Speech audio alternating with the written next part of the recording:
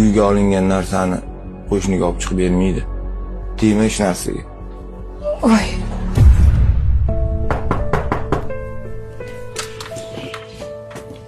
Voy, ki? Assalomu alaykum Kinaya. Va alaykum assalom. Oyim jo'natgandilar.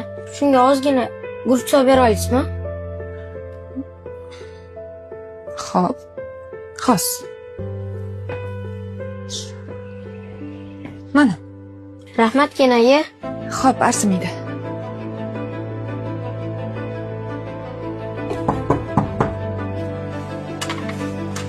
Voy, ki? Assalomu alaykum Kinaya. Oyim jo'natgandilar. Mana shunga ozgina guruch solib bering. Ha, xo'p. O'zi bolam qayerda turasan? Shu mahallada. Yaxshi. Hozir guruch olib chiqaman, birga uyingga boramiz, xo'p? Xo'p.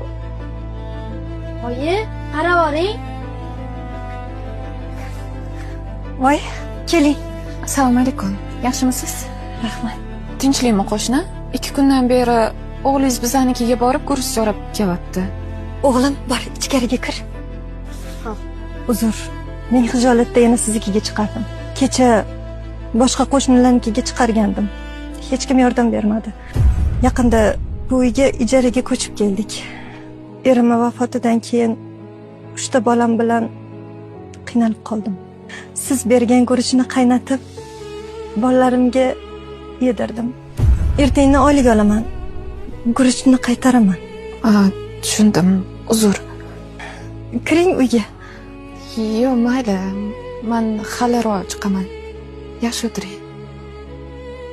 Voy. Assalomu alaykum adasi, yaxshi keldingizmi? Va alaykum assalom.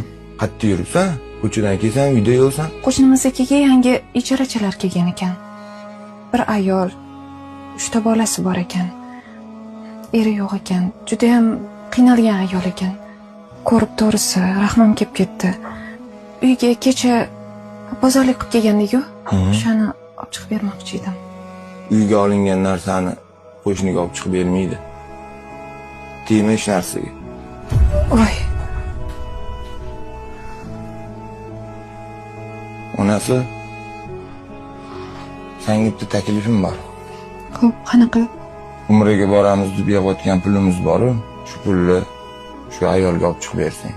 Juda qiynalgan do'stlar. Balki Alloh bizning umramizni qabul qilar. Shuni olib chiqib ber. Adasi, Alloh rozi bo'lsin sizdan.